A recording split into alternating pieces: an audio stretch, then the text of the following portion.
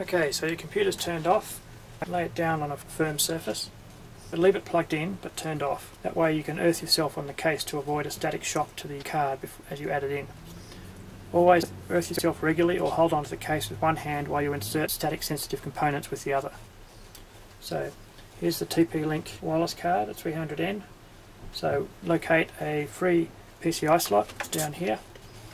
Remove the back plate. If necessary, with some computers you'll need to break it off.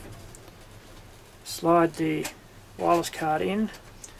Make sure you line it up correctly with the PCI slot and push it in until you hear a nice firm clunk. Then, to make sure it doesn't go anywhere later on, we'll anchor it down with a screw.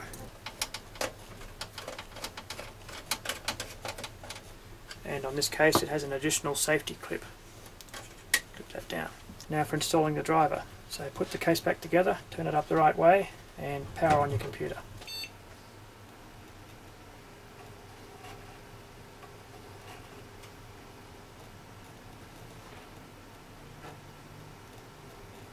If you're asked if you want to install a device driver for the wireless card, or you want to search for one, click on No or Cancel.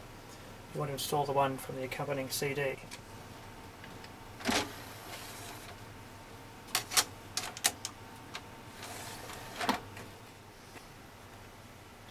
Choose Auto Run if it asks you.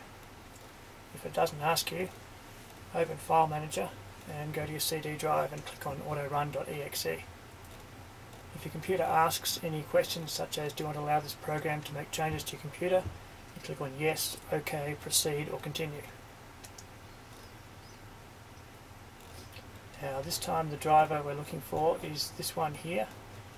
On this we don't want. Okay, click on Yes, you want to allow this program to make changes to the computer. If you click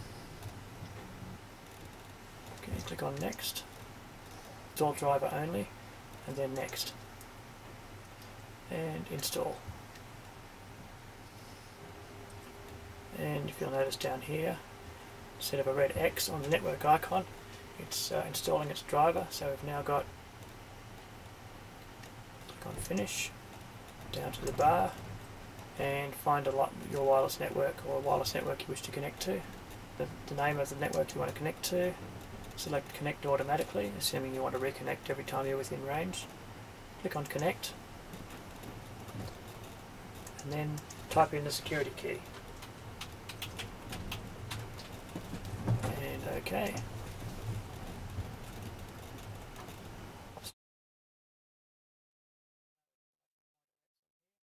We have internet access.